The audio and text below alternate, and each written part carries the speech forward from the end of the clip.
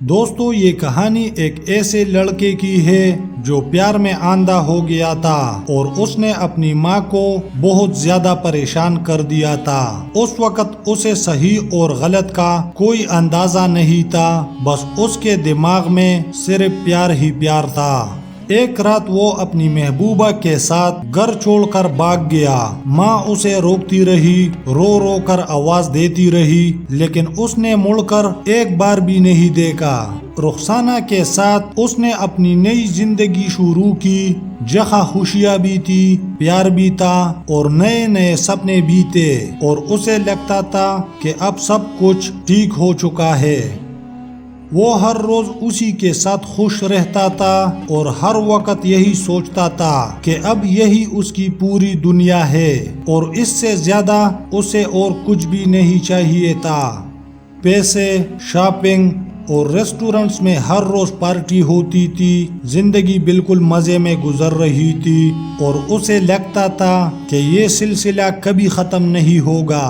لیکن وقت کے ساتھ اس کے اندر کچھ ٹوٹ رہا تھا جس کا اسے اس وقت احساس نہیں تھا، اور وہ اپنی ہی بنائی ہوئی دنیا میں کھو چکا تھا۔ پھر ایک دن اچانک سب کچھ بدل گیا اور اس کی زندگی کا وہ حصہ شروع ہوا جہاں سے سچائی اس کے سامنے آنے لگی۔ رخسانہ کا اصلی چہرہ دھیرے دھیرے سامنے آنے لگا اور جو سپنے اس نے دیکھے تھے وہ ٹوٹنے شروع ہو گئے۔ پھر اس نے ایسا دھوکہ دیا کہ اس کی ساری کمائی اور سارا پیسہ لے کر کسی اور کے ساتھ بھاگ گئی اور اسے اکیلا چھوڑ دیا۔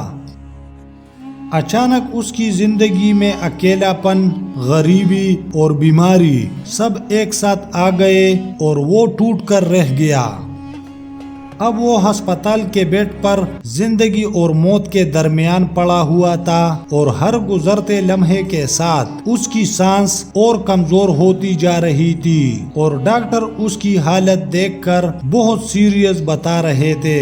وہاں اس کے پاس کوئی بھی نہیں تھا، نہ کوئی دوست اور نہ ہی کوئی رشتہ دار، صرف ہسپتال کی خاموش دیواریں تھی، اور اس کے دل میں ایک گہرا پچھتاوا تھا جو اسے اندر سے توڑ رہا تھا۔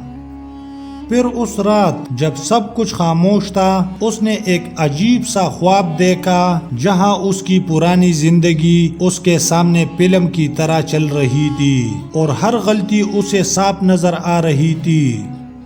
اس خواب میں اس کی ماں آسمان کے نور میں کھڑی اسے دیکھ رہی تھی اور اس کی آنکھوں میں صرف محبت تھی، اور وہ چپ چاپ اپنے بیٹے کے لیے دعا کر رہی تھی۔ اور پھر جب دھیرے سے اس نے اپنی آنکھیں کھولی تو اس نے دیکھا کہ اس کی ماں سچ میں اس کے پاس کھڑی تھی اور اس کے چہرے پر آنسوؤں کے ساتھ محبت تھی۔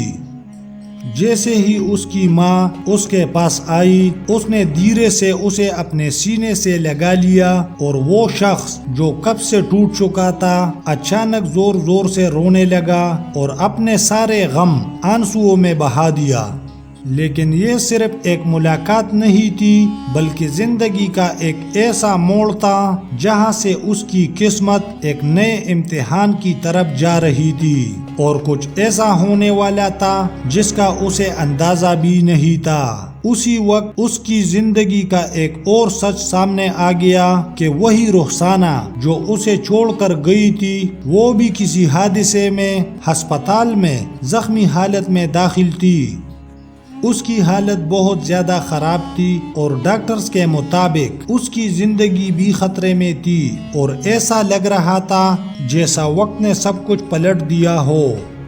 اس سب کے بعد وہ دھیرے دھیرے واپس اپنے گھر لوٹ آیا، اپنی ماں کے پاس، جہاں اسے زندگی کا اصل سکون ملنا شروع ہوا۔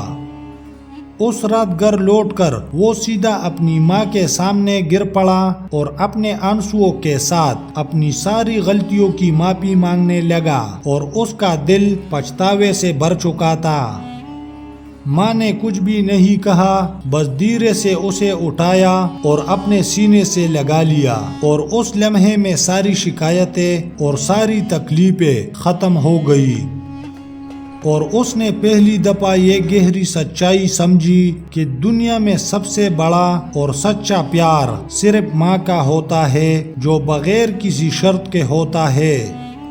اس نے یہ بھی جانا کہ جو بیٹا اپنی ماں کو رلاتا ہے تو زندگی اسے کبھی نہ کبھی ایک ایسے موڑ پر لے آتی ہے جہاں اسے اپنی غلطیوں کا احساس ضرور ہوتا ہے۔ اور یہ بھی حقیقت ہے کہ قسمت اور کرما کبھی کسی کو نہیں چھوڑتا، دیر سے ہی صحیح لیکن ہر انسان اپنے اعمال کا نتیجہ ضرور پاتا ہے۔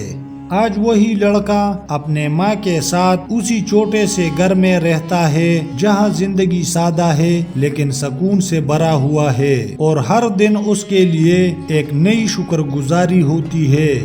گھر کا وہی پرانا چارپائی، وہی سادہ سا کمرہ اور ماں کا وہی پیار بھری باتیں اب اس کی زندگی کا سب سے بڑا سکون بن چکا تھا۔ اس نے سمجھ لیا کہ ماں کی دعا کبھی ضائع نہیں جاتی، اور ماں کا دکھ انسان کی زندگی کو یا تو برباد کر سکتا ہے یا پھر بچا سکتا ہے۔ اگر کوئی بھی بیٹا اپنے ماں کو نظر انداز کر رہا ہے یا اسے تکلیف دے رہا ہے تو اسے ابھی رک جانا چاہیے اور اپنی زندگی کے فیصلوں پر سوچنا چاہیے، کیونکہ ماں کو رلانے سے پہلے ایک بار ضرور سوچ لینا چاہیے، کیونکہ زندگی میں جو بھی بہت گہری دعا ہوتی ہے وہ ماں کی ہوتی ہے اور کرما اسے کبھی نہیں بھولتا۔